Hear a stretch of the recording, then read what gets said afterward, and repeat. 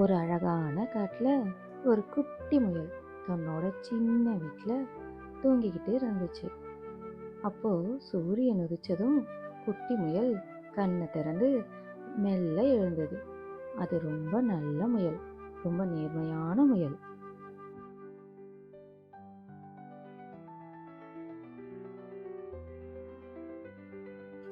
அந்த காட்டில் குட்டி முயலுக்கு மட்டும் தினமும் ஒரு ஸ்ட்ராபெரி கிடைக்கும்.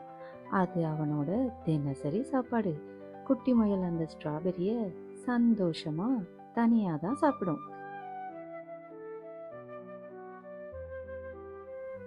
ஒரு நாள் அந்த வழியா ஒரு நரி வந்தது. ஏண்டா முயலே, தினமும் நீ ஒருத்தனே இந்த ஸ்ட்ராபெரியை சாப்பிட்றியே, எங்களுக்கும் ஒரு நாள் கொடுக்கணும்னு உனக்கு ஏண்டா தோணவே இல்லை அப்படின்னு அது கேட்டுச்சு. குட்டி முயல் சின்னதாக யோசிச்சுது. இந்த ஸ்ட்ராபெரி எனக்கு தினமும் கிடைக்குது, ஆனால் இன்னொரு நாள் கிடைக்கிறப்போ நான் கண்டிப்பாக உங்களோட ஷேர் பண்ணிப்பேன்னு உண்மையாக சொன்னுச்சு.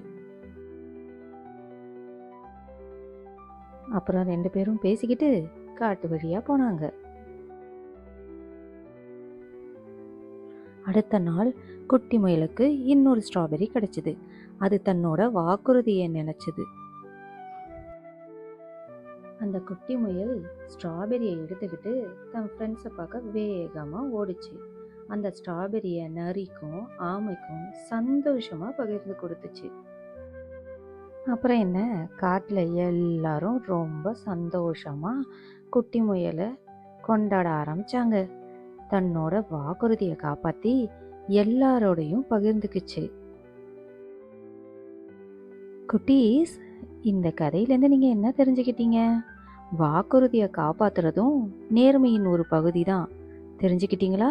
நீங்களும் இது போல தான் நேர்மையாக நடந்துக்கணும்.